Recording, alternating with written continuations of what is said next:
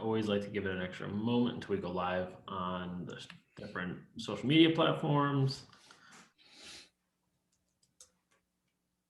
All right, so we give us one more second as people log in. We have Robert Nelson logged in twice. There we go. Got a couple more people trickling in now. All right.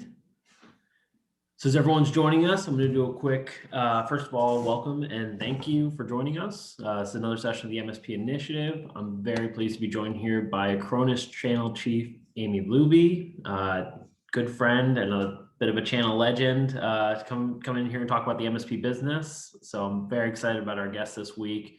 I do see we have quite a few people joining us. A couple things I always like to mention at the beginning of these. If you have any questions at all, the Q&A box is open. We will try and monitor the chat as well, but the Q&A box notifies us a little bit better. If you're on Facebook, we can't see your questions. My team will try and monitor that as much as possible, but always best if you can jump into the Zoom, ask away. That's what we're here for. And if you have any time and technical issues, you can contact myself or Sade Mendez, who's also on the call from the BVoIP team, and she will go ahead and help anything that she can. So without any further ado, I'm gonna give it over to Amy to go ahead and introduce yourself. Hey, Alec, thanks. I'm really happy to be here. This will be fun. I think this is the second one we've done, but my first one with you. So this will be awesome. Yeah, so I'm with Acronis. I have been there for about a year. I head up community. So, you know, I get to do a lot of the fun stuff like talk with you and engage our partners and build programs around helping our partners grow and do bigger and better things with us. So that's me in a nutshell. My history, I guess.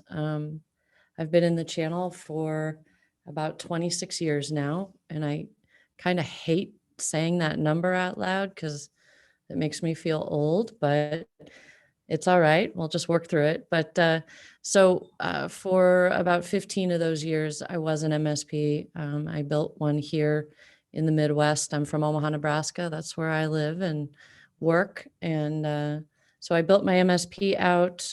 We pivoted in about 2004 into one of the first Master MSPs.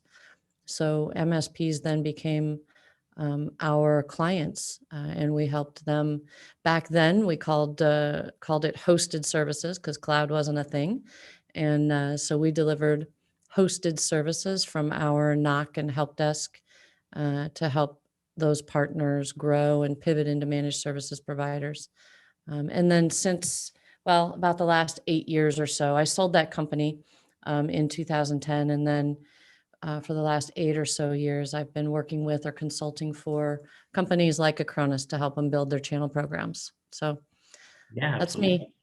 And that's one of the things I've always loved, you know, talking to you is the wealth of experience. I mean, the fact that you've been on the inside working in an MSP and then switching over to that master MSP, I think gives you a very unique perspective of the MSP business and some of the needs and the pitfalls and things like that. And I want to cover all that today. But then making the crossover into a full product-driven vendor to the MSP space is just, it's really cool. Great background, and always loved the way that you've understood the MSP business and been able to help them. You know, similar to Ken Patterson. You know, one of the shout outs I gave to Ken Patterson, and I'll give him another one right now, is the two of you always fall into the category for me of it doesn't matter if it's an Acronis partner or someone starting an MSP business or someone who's been in the business for a long time, just feels like they kind of plateaued. You've always had that attitude of just you're there and you're willing to help, and you know you want to see everyone succeed, which I've always loved, and definitely excited to have you on the show. Well, I appreciate that. Yeah, Ken's a good friend, and of course, I got a shout out to Pax8, right? They're a good distribution partner of ours, so that's a big plus. But yeah, you know, growing a business, being an entrepreneur is one of my favorite things in the world. It's also one of the hardest things in the world. So I get that. I've had those sleepless nights where I'm sweating payroll and wondering how things are going to really work out, and knowing that I've got, you know, employees with families who are depending on me to be smart enough or at least not make too many mistakes and keep the business going. And, you know, so I get it. It's not an easy place to be. And given the last couple years, and especially 2020, I guess, it's been a really interesting ride. We've all, in some way, shape, or form, have had to reinvent ourselves. And, that can be scary. And it also could be really exciting, depending on kind of how you look at it, right? Yeah, I think I saw some owners that were getting a little more to that stage of, all right, I'm going to back out a little bit, and things are turning, and they're good, and I'm happy, and they're now in it again. I think it almost kind of sparked that a little bit for some people. I know some people had a really hard year, and my heart goes out to them, and I'm happy to see many of them that I've spoken with personally have pivoted and have had some really cool outcomes that came out of it. And I think it pushed people out of the comfort zone, but I think in a lot of scenarios ended up helping them find something new and something exciting. Whether it was a new line of business they were going to offer, or seeing people repackage to really target the at-home market now with so much remote work, and just some really interesting stuff that I've watched come out of it. And I think it definitely changed the way we're going to offer services. And I think it'll change the way we offer services going forward, whether the world flicks back to normal next year or not. Oh, 100%. I think two of the things that bubble up to the top of interest for me with the model is one, it was almost universal. MSPs did not do home offices. Like, they didn't go into the home. They didn't work with consumers. They were very specific, and we were too. Like, we did small businesses, and that's where we had figured out how to make our margin and be efficient. Mm-hmm. And we would go to the CEO's home sometime, right? Like, to set up their Wi-Fi or whatever. But that was always a side thing. Yeah. So that's super fascinating to me. And uh, I mean, 2020 dictated you have to go into the home. Like, and I don't know that that's going to change a whole lot going forward, frankly. Home office, home studio, video, audio, podcasting, Smart all the home. video production that's happening right now is astonishing. And forcing that transition in less than a year, and watching the channel just pivot almost seamlessly with it has been fascinating. Really Absolutely. fascinating. And then the other aspect of that is we never really went into the corporate environment, we meaning MSPs, to support Mhm. them in the mid-market or even the enterprise. And what happened with COVID and everybody having to leave the office building and go home, those IT directors weren't necessarily skilled or adept or informed of all of the remote management tools, which MSPs are experts in and have been for almost 20 years. So that's a whole nother level. And I used to say all the time, and it's still true, swimming upstream is probably one of the hardest things you can do with your business. Going Absolutely. from one type of customer to another that looks different and is bigger and has different needs, that's really hard to do. 2020 made it, I don't want to say it made it easy, but 2020 opened up an opportunity for us to have that conversation. And that's the other really fascinating thing for me, because those were two kind of taboo subjects for a very long time. No homes, no consumer business. And, we don't even know how to talk to the mid-market IT director. And now those things are happening regularly. And I think that's awesome. It's given us all kinds of opportunity. No, I've loved watching. I've definitely seen a huge rise in co-managed and the at-home stuff. I saw a small subset of the MSP market would have maybe a secondary business front out of it, or just a secondary ad front that went out, and that was really targeted around the smart homes and things like that. But in terms of a broader network, we were all terrified of it because you just don't know. Kids are on the network. There's a million devices. Generally, home internet's not great.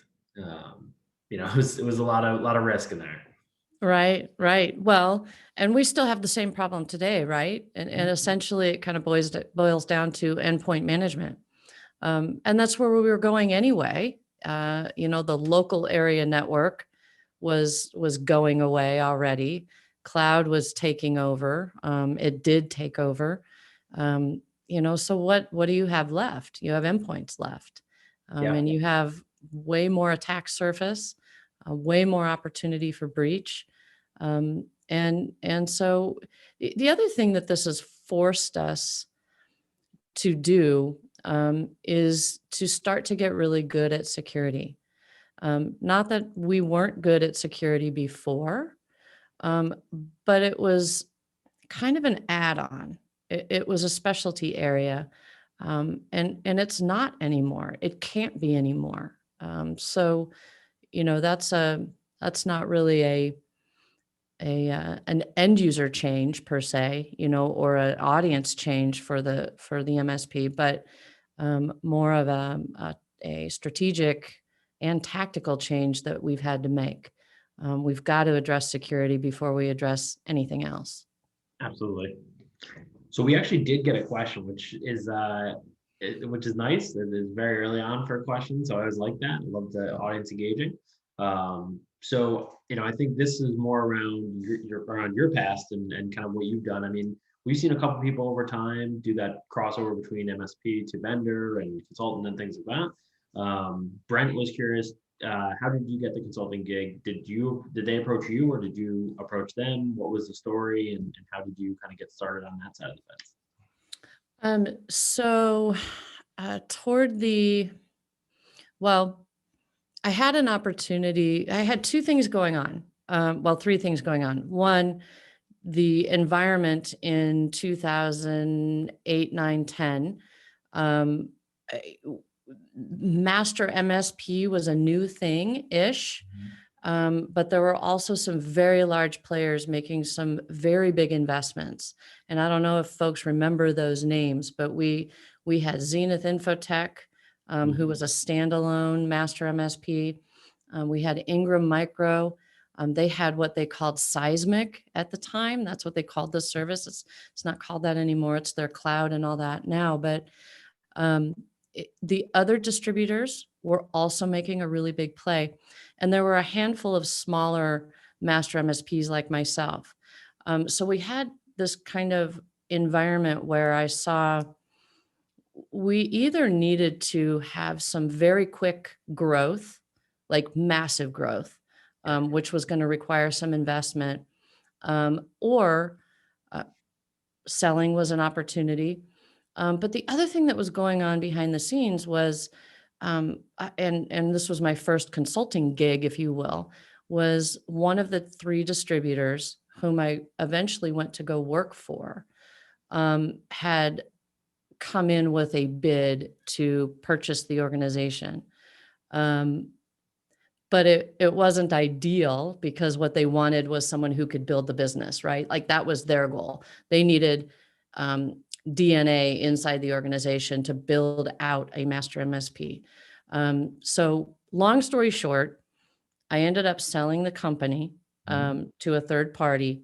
And then I continued. Oh, and the piece with that distributor was I was already on their line card. So if you were working with that distributor and you were delivering knock and help desk, as a SKU from that distributor, it was actually us behind the scenes. So I Very had that connection there. So I went ahead, sold the company, went and consulted with the distributor, eventually went to work for them, built out that program. And so that's how I got started. And then, I found um, kind of my favorite place to be is in a startup environment. For some weird reason, I love the chaos there. But it gives you an opportunity to build something. And I think that's where I'm most valuable with my skill set, is building something from the ground up. So I've worked with a number of startup organizations, all of them cloud, um, all of them security. I'm trying to think, is there not a security one? All of them have been security. So that's kind of how I made my progression. Very cool. Yeah, no, I'm definitely with you on the startup. I've done the big organizations, I've done the small organizations, and there is something about the chaos and starting fresh. And I mean, that's kind of fun with what you get to do now. I mean, Acronis has been around forever. I mean, they're a large organization, but I mean, in terms of the channel side, it's really, really cool to watch, someone experienced go in there and take that and really drive that MSP DNA into the building and, build something out. Very, very cool. Yeah, that's exactly what's going on. I mean, Acronis, I used Acronis when I was an MSP. I mean, we've been integrated into the ecosystem for a very long time. Um, but and it's not a huge organization either. I mean, we have about 1,500 employees. So um, the feeling on the inside is it's a little bit bigger company. It's like a teenager company, right? Like, Yeah. but there's still a ton of opportunity to um, bring teams together, drive cross-functional collaboration, and build something new out of something that's already very well established. So it's kind of a unique situation, and I'm really enjoying it, frankly. That's good. Yeah, I'm excited to, and I want to get to our main conversation, but we're actually really excited. Acronis is going to be joining us on the Channel Strong Tour. So if you have any of these questions for Amy or any more questions, you're about somewhere where we're going to be stopping, feel free to stop in and ask her or hear about some of the fun stuff she's been working on at Acronis. So we will definitely be, I think it's you taking off on the bus with us. Is that correct? Probably, I'll at least on one of the weeks I will be. Yeah. Awesome. Yeah. I had that first week, I have other events too, and I'm trying to figure out how I'm going to balance it all. So I may just come on the second week, but either way, um, I was on the tour in August and that was a 3 full weeks, It's a crazy which one. was insane.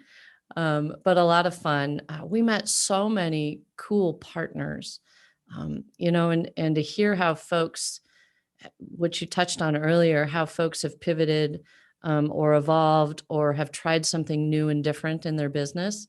Um, we saw a lot of that this summer, and it was really cool. So I can't wait to kind of get back out and hear what's evolved since then. It'll be fun.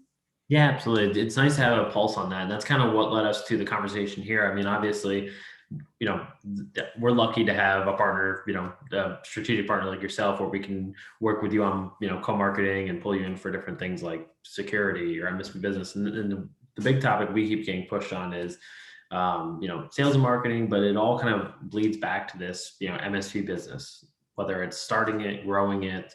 Why don't we touch on what are some of the biggest pitfalls you see? And I know that's probably changed a little bit. So maybe we could touch on some like non-COVID and some like, post-COVID.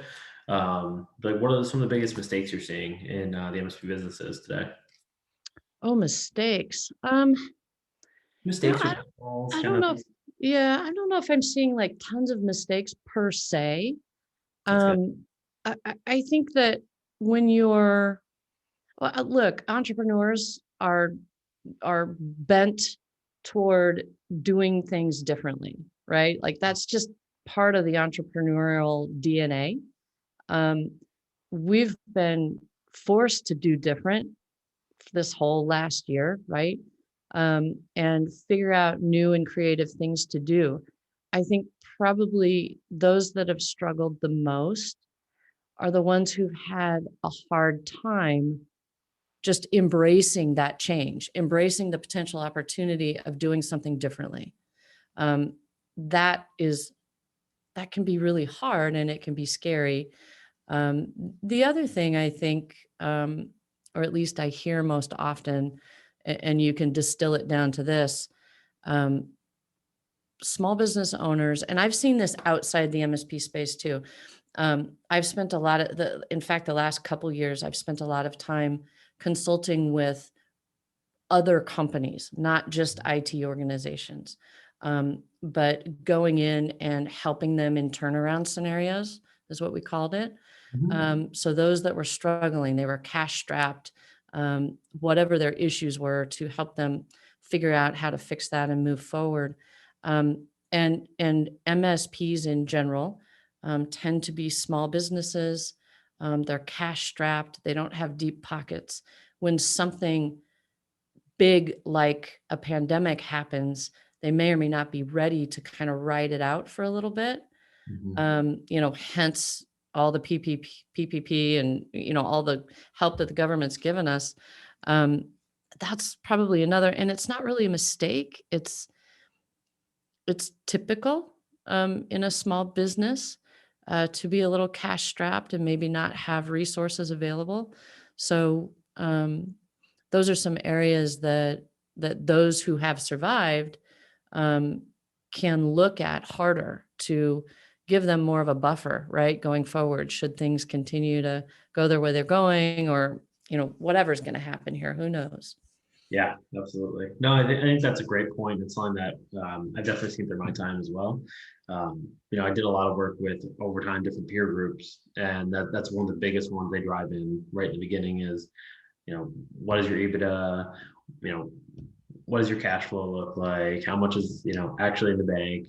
Going through that and that exercise, you'll have MSPs that come in feeling like we're great. These guys are going to be blown away. I have a particular partner that great team.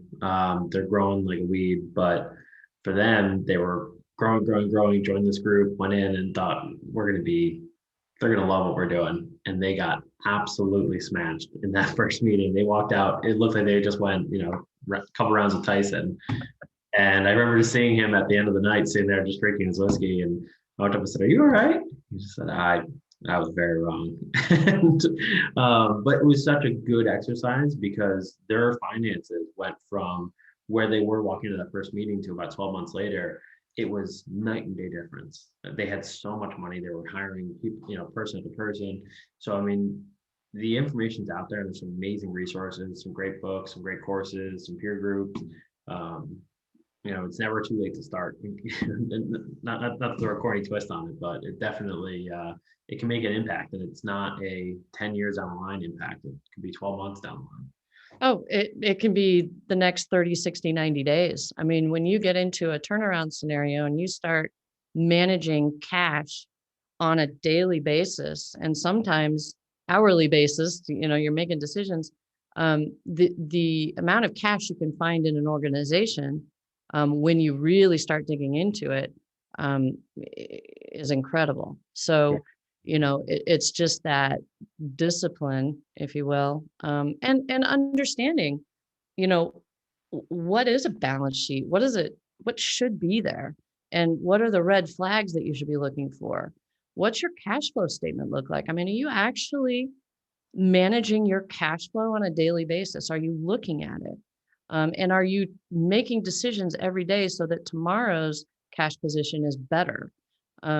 Those are the kinds of things. And, as we always talk about this as engineers, maybe that's not what we find all that exciting, is digging into the cash flow statement. We'd rather be looking at the new technology and all that. So one of the things that I'm doing with our partners, and if anybody, any of your partners are interested in, I have a podcast blog thing that we're doing, and I've got 12 MSPs lining up for this year. And we're going to do something really kind of fun, I think. Profile their business, talk about these types of issues, cash flow. I have a sales problem. I have a marketing problem. I have an operational problem inside my service desk. And we're going to profile those things and then bring in an expert consultant who can work with that MSP. And then we're going to come back and profile them again and say, okay, you've been working with so-and-so. You had a cash flow issue. What were the results? So we're going to get them some real help. So anybody interested in that, reach out, because I'm lining those up now, those interviews. Yeah, that's an incredible opportunity. Actually, I know Sade's on here. Sade, if you want to put, do you just want your email in the chat? And if anybody wants to read, perfect. Yeah. All right, Sade, do you want to go and drop Amy's email in the chat? And then if anybody's interested, that's an amazing opportunity and something that normally would cost a lot of money. So if exactly. Kind of think your bar rescue or the Prophet meets the MSP channel, right? We're going to go in and we're going to talk about, because this stuff's real. Every small business is the same, in the sense that everybody's got sales, operations, and finance. Those are the three legs of that stool that you've got to address, right? Yeah. And we all have very similar problems with it. I might have an employee who seems disgruntled and isn't going with the flow and isn't working well. But when I dig into that constraint, that person might have some really valid feedback for me as a business owner. Like, maybe operationally we're doing things so backwards, that they've got good ideas on how we can remove that constraint, or all these different things. We have very similar problems, and they can be solved. So that's super fun for me, is helping partners solve those issues. No, I love that. And that's an awesome service to get back, especially at this time. I think, you pointed out a couple of good things there. It doesn't matter how close you feel like you are to the edge, there's always time to come back. Uh, Mhm. I mean, unless you literally put a sign in the window and you're boxing things up, I think there's still time to come back. And like you said, I mean, even if you're hourly watching that money, it's not the most fun thing for you, and you want to be in the tech side of it, but there's still a chance. And then on the other side, if you just feel like it was a little bit rough, but we survived, then there's still a lot of good ways to make yourself, next time it'll feel like a bump in the road and you can keep going. Exactly. What are Yeah, you there's an art and a science, but there's also a lot of just innate understanding. When you have a constraint, you've got to remove it, whatever that constraint is, right? And it could be in your service desk, it could be in your finances, it could be in your sales and marketing process. And identifying those, sometimes as an owner, we get so mired in the weeds every day, that we maybe don't see some things. I had to learn some of this. Well, we all learn it the hard way as an entrepreneur. I remember one year, I was so mired in working in the business and driving things forward that I didn't notice how unhappy some of my employees were. And I lost several key employees in one year. And as a small business owner, losing one key employee is hard. But I lost 3 or 4 of them at once. And it was basically like, F you, Amy, we are done. Like, we don't like your style. You're driving us too hard. We're working too hard, and I had to step back and look at myself. And a lot of times as an entrepreneur, that's where we kind of end up finding ourselves, is looking at what we're doing on a daily basis. So, Absolutely. That was actually, I had a mentor, and they really talked to me quite a bit about that, and just kind of understanding your employees and be able to feed off the feelings and understand the room. One of the things we developed actually while I was at COMPTIA and the Future Leaders of IT, we developed an IDP, an individual development plan, and that is mm, something that I've loved. And when I go into a new business or I have a new employee, I think it's a great tool to roll out. I can grab a link for that, and I'll make sure everybody gets it. But essentially, it's, where are you today, and then what is your dream position? It's very much that interview question of, where do you see yourself in 5 years? But the idea being that if Amy was a rep of mine, but Amy has this aspiration, Amy wants to be the VP of sales, I know that, and I'm looking at rewarding those, that good behavior, that good performance, to keep you moving and up the ladder where you want to be. Because I know if I don't, you're not going to be a rep for me for 5 years. Even if you're killing it, you're blowing out your numbers, right. eventually you're going to go, because you're going to get that opportunity elsewhere. So it's understanding those people and their dreams and where they want to be.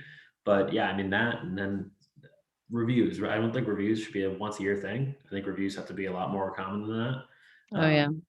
especially in those first few employee hires. Starting and managing with one employee, 2, 3, 4. I mean, that's crucial time, very crucial time in the business.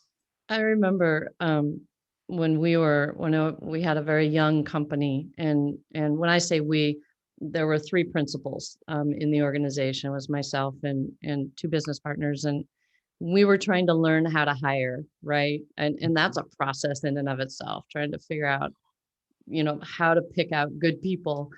I remember we worked with an HR company, and or uh, a headhunter company. Anyway, they brought somebody into us, and the 3 of us are sitting there interviewing this guy, and we had our standard questions, right? And one of them was, where do you see yourself in the next 5 years or so?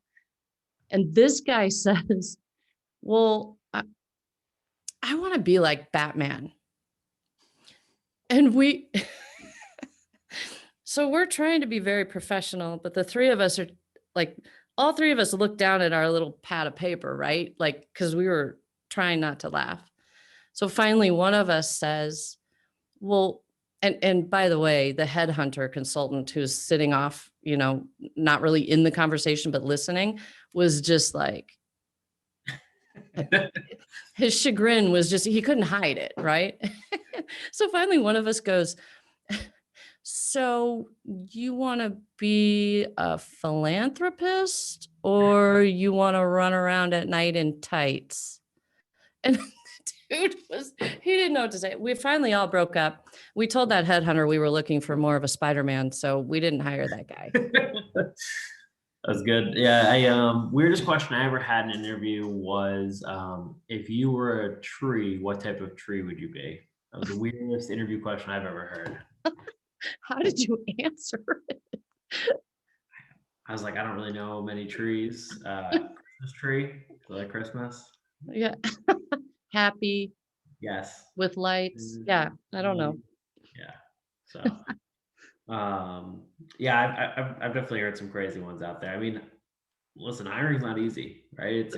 It's weird on both sides, right? We are trying to get to know you and not be aggressive, right? We want to push through and get the real you, but at the same point, I mean, you're in this awkward position where you're trying to sell yourself, and I think both sides just don't trust each other because we don't think you're being your real self, and you just think that we don't want to hire you, or that we may be having ulterior motives. So it's this weird kind of clash in the middle of feelings, and I've always hated that. And I know it's not easy, and it's hard for, even more so for small businesses. I mean, especially where you are.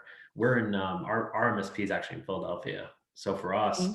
we're in that huge quadrant of the Northeast, and we lose people to every other territory out there. I mean, we started hiring completely remote years ago, so the remote thing wasn't a weird kind of change for us, but it's not easy. And nowadays, if you weren't hiring like that, you are now hiring via Zoom and Teams and everything else, and it's even more weird. So Yeah, that's interesting. And I don't think it's as weird for the IT sector, just in general, because we're just used to gadgets and technology and leveraging it to a certain extent. But yeah, definitely other industries.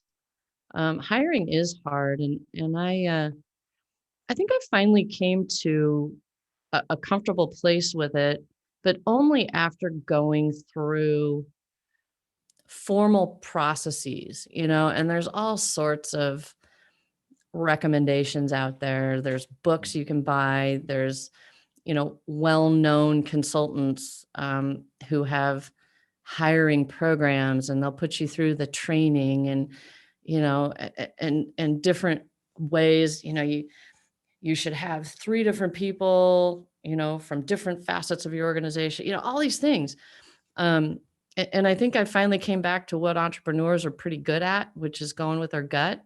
But that gut feeling is after a lot of failures and understanding human behavior and being able to read people, and be able to read yourself and know what you need, and know where your weaknesses are and know how to hire, to bring about the growth or the strength or whatever problem you're trying to solve with that hire. I think entrepreneurs get back to that gut feeling. I know I did, and still use it to this day, because there are some folks that look good on paper, pass all the tests and check all the boxes. And I've learned to, if I've got a little check in here about it, just to listen to it.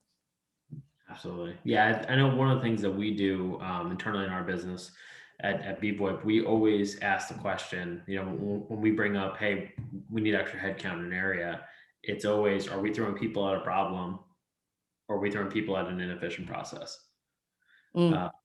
And that's one thing that we've always driven home, and it's been really a key point of our growth and how we operate.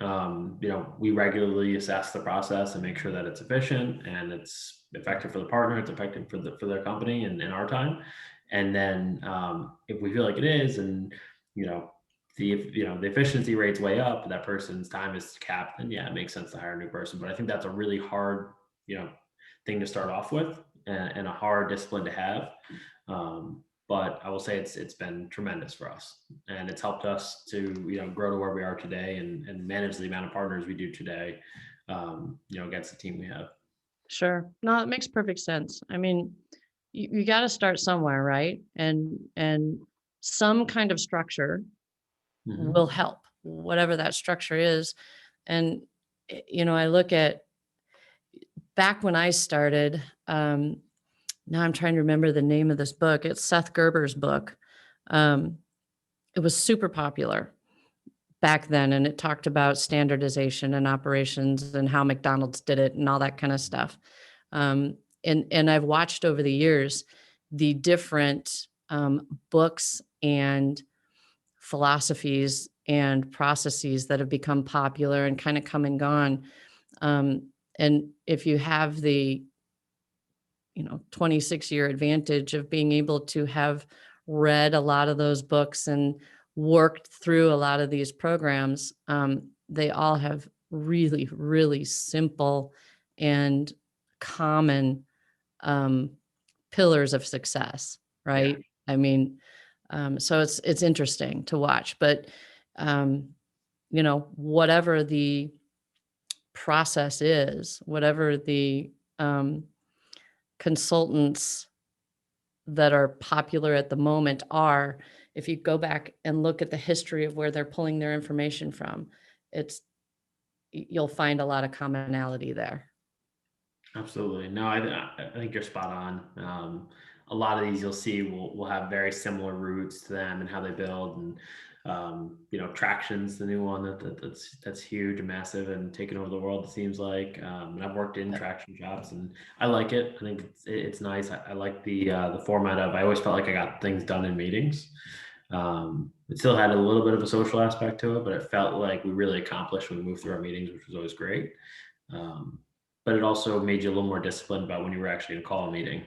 And is this an email or is this a meeting? Which I know is the age-old office joke, and something that I think is good to have discipline on. But yeah, no, you're right. There's a lot of great material out there. I mean, I've read a bunch of those Traction books. I like those a lot. And there's actually some really good Traction organizers in the MSP community now. Yeah. Jason West was doing it. He sold a couple MSPs a few years ago, and he's out there working on that. Yeah, no, I agree. There's all kinds of it. Yeah, and the EOS Traction is super popular right now. Look, it's like marketing. It's like sales process. It's like anything. If you don't have something and you put something in place and you actually practice it, you're going to get better results than you did yesterday. That's the bottom line. So, whether it's EOS or whether it's any of the others that are out there, the point is, if you're having trouble and you're struggling with something, whether that's the entire organization and you need something like the EOS, Entrepreneurs Operational System, you need that, then, go follow that. I think you mentioned peer groups earlier. Those can be extremely helpful. I know in the very beginning of my business, it wasn't an MSP peer group, but our chamber had something very, very similar. So, we met and, I was the only IT company, but we had a banker, a marketing person, and then we had different types of businesses in there. And boy, I learned more in that first year I was in it, probably than I've learned ever, just from hearing their struggles and what they were going through. But, that's priceless, invaluable information. When you can hear one of your peers, one of your cohorts describe something that you're having trouble with, and then helping you understand how they solved that problem, there's no better way to do it. I think there's also a little bit of ease to walking into a situation like that and understanding it's not just you. Everyone has the chaos. It doesn't matter how big or small you are. It doesn't matter if your competitors 8 times your size, they're having issues in their business too. Everyone has bad days, good days. Everyone has tough times, bad employees. Those things happen, but being able to learn from it and absorb the knowledge is, like you said, it's invaluable. 100%. And it's hard but simple at the same time. And it kind of boils down to constraint. I mentioned that earlier. There's constraints in everybody's business, whatever they are. It could be a person, it could be a process, it could be hardware, it could be pretty much anything.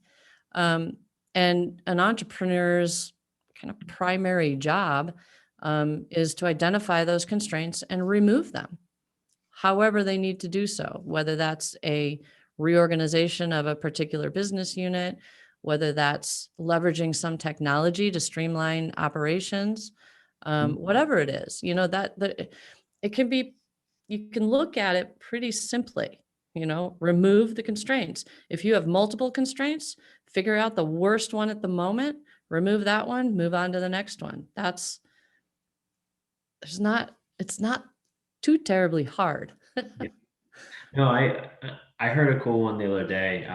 We actually just wrapped up an integration with Crewwho, and they do employee gamification. And I liked their approach on why they wanted to integrate with BVoIP was around gamifying the phone statistics. And I loved that because it was less about, hey, I'm going to punish bad behavior internally or I have a problem internally. It was, hey, we're hearing this a lot.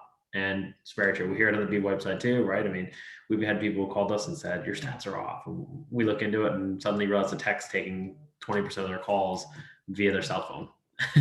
And, be able to gamify that and actually reward the good behavior. And, instead of, I've always lived by that. If it's not in the system, it didn't happen. But this was a cool way to gamify and give it just a little bit of fun activity to it. So, I think there's a lot of different ways you can approach any problem. There's a lot of different ways you can approach any behavior. But the cool thing there was they saw the issue. They traced it back to where it was happening, where it was occurring. And then they thought of what are the different options here on how we're going to take care of it. And I think sometimes breaking it down piece by piece like that is really what's needed.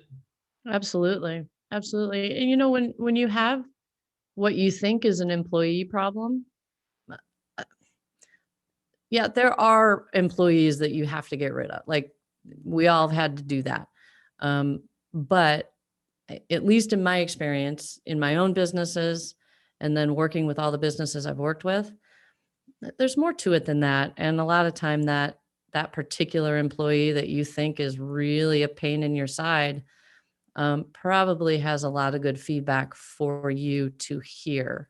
And that's hard to be open to that kind of feedback and hear, the things that maybe they're frustrated with inside their role that they don't have power to change. And that's our job as leaders, whether we're the owner of the company or whether we're leading a team inside another organization, is to figure out again where those constraints are and remove them so your people can actually feel good about what they're doing and do a good job. Absolutely. No, I think that's a huge point. It's not that, I hope everyone takes the time to analyze, right? If you had that employee and you're really thinking about that, I hope you've exhausted all options. Like you said, there's absolutely bad employees out there. There's people who just aren't at the right point in their life to have that job or have a job, right? Whatever the positioning is. And I've had people who come in who are the best sales reps in the world in other products and have come in and just not connected on the company that I'm in. And that's okay, right? Mhm. And I had somebody that let go in a sales role, but I sat down with them and I said, I don't think you're happy. I don't think that this clicks for you, and I don't think you feel comfortable talking about it. And they totally agreed.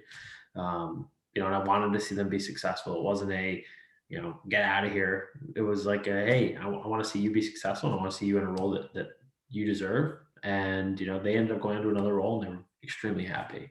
And I'd always kind of say take that time to look at that. But you're right, process internally can absolutely kill an employee. Yeah. Yeah. Silos kill productivity. They kill attitude. All of it. I mean, so, it's at least in my experience, I've found it's less often that it's the actual employee themselves that is the issue. It's usually other things around it that we can easily fix. So, Absolutely. Another weird one I've seen where I've definitely seen people kind of losing on some money is I've seen people struggle with inventory, just having entirely too much, especially in the phone world. We've seen people who just have essentially a shipping container out back full of phones and just some weird stuff there. I mean, that's one I think I saw people start to offload a lot of in the beginning of this. Some of them it worked out. Some of them they were able to just drop ship to houses and keep everything rolling. Many on our side actually just switched over forwarded to cell phones or soft phone. And but that's definitely another one I've seen a lot of weirdness in, and another area people don't really think about a lot until they actually sit down and look at it and analyze the stock to realize how much money they're actually sitting on or losing. Mm-hmm. Like a restaurant. 100%. Yeah.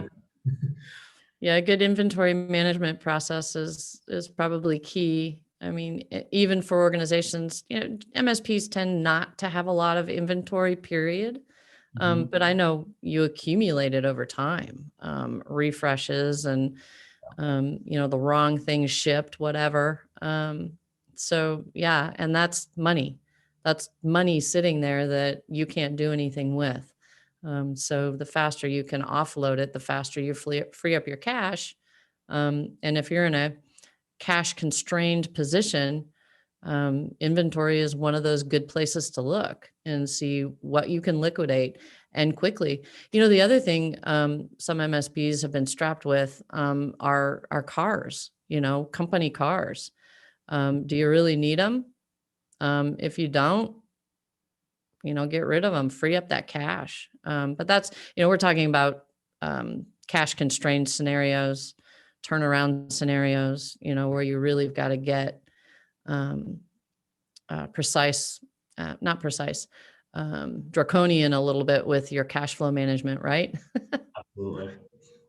What other and we're getting towards the top of the hour. What other any other tips or tricks or anything else you could kind of spread some wisdom on that you've noticed? Um, I think that I mentioned it earlier. One of the hardest things to do when times are so uncertain like they are right now, is to feel comfortable embracing change. Um, and I believe, at least for myself, part of that is keeping myself kind of centered, and being able to step back and make sure that my needs, my family's needs are all taken care of. It allows me to have the headspace, if you will, to think creatively about other things. And I think that's really important right now with where the industry, if you will, is and Mhm. how quickly it's changed, to be able to step back um, from a positive place and say, what can I do differently? What can I do creatively to um, make something positive out of this? It's super hard. It's easy to say it, but it's hard to do it. But I think it's really important when things are changing so quickly, is to somehow find that headspace to be able to embrace the change, I agree. and make something good out of it. No, absolutely. I mean, it's always good to take a step back in those moments and understand what can you do, right? And analyze the trends, right? If you're seeing a lot of people doing one thing in your client base, get ahead of it, right? I mean, Mhm. you never miss the mark, right? I mean, if a lot of people, right? I know MSPs who saw 2 or 3 clients from the beginning go remote, and they spent the entire next day as management offsite prepping out an offloading document on how we were going to move everybody home, and then offered that out as a service and said, "Hey, we know what's happening. We're seeing everybody start to make this move. Can we help you?" And Mhm. clients were so thankful and so understanding at what was going on, and just it was that pressure for them was taken off, and they could worry about other things and worry about the business, still going because you were there as the MSP, and that was a huge move. A lot of them that turned around after that and said, "We're going to teach you on working from home and best practices and security." Security is such a major one with working from home, and just tackling right into that and just teaching them best practices and keeping up with the businesses and understanding their needs have evolved and changed over the time. And just being there to meet them. I mean, you're right. Change is not easy for any of us. We are definitely creatures of habit. But at the same point, I see MSPs using new tools all the time. always trying out the new, shiny toy in the block. And, I think it's important to be able to do that in your business as well. Right, 100%. You mentioning that reminded me, one of the partners, well, and we had these stories throughout that tour, but in August, one of the partners that we met had a client who was in events, like they did events, right? And that business just went away overnight. The guy was a small business, but he had 15 or 16 employees, and he had to lay everybody off. Anyway, it was one of those scenarios. But our MSP partner actually had, extra space in his office. Let this guy, he had been a longtime client and a lifelong entrepreneur. So it wasn't like he was an unsuccessful guy, right? Like it's just stuff happens. This MSP housed this guy in his office, gave him, use of his infrastructure, right? So he could have internet access, and gave him space to reinvent himself. Which we saw those things happening with our MSP partners that we met. They were doing things like that for their clients, for their employees, their families. It was really interesting. And can't wait to get back out there and have those talks again. Absolutely. And that's one of the things I'm so excited about with this tour is, you guys have the knowledge of the first one. And then we've all spent tons of time on phones and video conferences and things like that, building up, more knowledge. And one of the things that we desperately miss out on, and Ken and I touched on this last session on Tuesday, was that hallway chat, and be able to bring that knowledge from all over the country, all over the world. It's gonna be fun to do that again, and just hear those on the ground stories and just be able to bring them back. Absolutely. Absolutely. We've got a great channel, and as big as it is, it's small too. And it's, it feels like family. I know I miss my roadie friends, right? And you know what I mean. It's, we don't get together anymore. So yeah, no, that's the whole magic of the Channel Strong Tour, right? I mean, that's the magic of it, is just being able to get together and talk shop, meet our friends again, catch up, do all that. So that's what makes the channel special. Last year at this time was my final trip, my final channel trip. It was actually it was a 2-part trip. I was in Australia, I flew home for the weekend, had an HGG group in London, and that was it. I came home and it was like the gate dropped behind me, and that was it. We were all shut down after that. So it's been just about a year since my last like real channel event. So Yeah, getting back out there. I remember my last trip too. It's kind of funny. I guess we're gonna have those stories. I remember my last trip when COVID hit, but it Yeah. was creepy. It was the second week in March, in 2020 was my last trip. And coming home from Boston, that's when everything was shutting down. Like that whatever it was, the 9th or 10th, the day I was flying, nobody really knew what to say to each other in the airport. It was just, things were like weirdly quiet. My Uber driver was like, yeah, nobody's taking rides anymore. And it was just this weird sense of what is happening. And then that's it. It was all Monday morning, office is closed, travel ban, everybody stay home. We'll keep you informed as we know things. And there you go.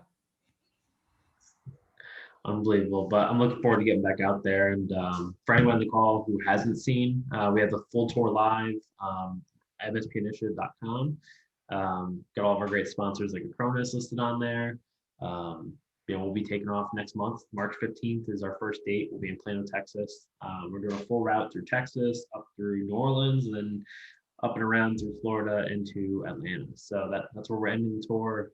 2 weeks. We're doing a city a day. So make sure to keep an eye out, and then reach out to all these vendors. I mean, having somebody like Amy on the road or Amy's team, if you've ever considered Acronis or have any questions for them, reach out. I mean, we're going to have time in the days before we set up these events. So we're around. We're looking forward to connecting with you, hearing your stories, and if there's something we can help, that's that's part that we're excited about. And these are still, these are the pop-up tailgates. So this is not a big sales pitch. So the vendors that are involved are literally, it's community outreach. So don't be scared. It's food and fun and drinks and hanging out and talking shop. Yeah, absolutely. And then the one thing, obviously, same as last time, we're going to follow the CDC guidelines extremely closely. So we're going to have, oh, there we go. Looks like we have somebody in Plano, Texas on the call. Sweet. Um, so that is, yeah, just like Amy said, we're coming into town. We've got a big tour bus, bunch of vendors. We're gonna have just fun. There is an admission to the event. We ask you to bring some canned goods. We drop them off on our way out of town. It's our way of giving back. The fun thing for us is we also get to engage with a local restaurant. So we're going to bring somebody in to do usually a food truck or a food drop for everybody, but it's a nice way to be able to stimulate local economy a little bit, and just hang out with you guys, hear the stories, hear what's going on, and how we can help, or if we can share some knowledge or some different tips and tricks that we're hearing. That's what we're there for, and we're on to the next. So Plano, Texas will be in. Perfect. All right, we'll get the info over to you, but Plano, Texas will be March 15th. So we'll make sure to get you signed up and get the link over to you. But any last thoughts or questions on your part? No, but as you mentioned, talk about an industry that was hit hard. These food trucks, restaurants hit hard this last year. I know several of the food trucks from the August trip, that was the only time they went out. So, the social aspect of giving back to your community is a big part of this. You'll have to check, but I think there were 5, 6, maybe 7 pallets of food between the two Channel Strong events. That's a lot of food. Those food banks were struggling too. So that was super cool to see. Yeah, Ken shared a great story. I'll end on this. We had an MSP that had actually forgotten their food, and we said, "Don't worry, we've got extra. We'll just throw some in the pile for you." And they said, "No, absolutely not." And they made us write down where we were sending it, and they actually shipped a pallet of food over to the food bank, which is just such a great story and such a cool thing to hear at this time. It So. is. It is. You guys are awesome. Thanks for doing it. No, absolutely. No, thank you for participating. These events couldn't happen without great sponsors like yourself. So very excited to have Acronis on there and the knowledge you bring and some of the cool stuff that you guys are doing. So I look forward to hearing about the latest and greatest in cybersecurity and what you're seeing out there. And I'm sure that'll be quite a hot topic. It always is on the road. So look forward to it. Always, always. Can't do it without the channel, right? Absolutely. All right, with that, I'm going to wrap things up here. We'll be back on Tuesday, usual time, 1 p.m. Eastern. And then, of course, back on Thursday. So if anybody needs anything else, feel free to reach out, mspinitiative.com. We've got Amy's email there in the chat. So make sure to take her up on that opportunity. If you've got something you could use help on, submit yourself to see if you're chosen for that podcast. That sounds like an unbelievable opportunity. And Amy, maybe I'll connect with you after this about some partners that we could maybe put you in touch with. And for everyone else, thank you so much for taking some time out of your day. And I look forward to speaking to you soon. Thanks, Alec. Thanks, Amy.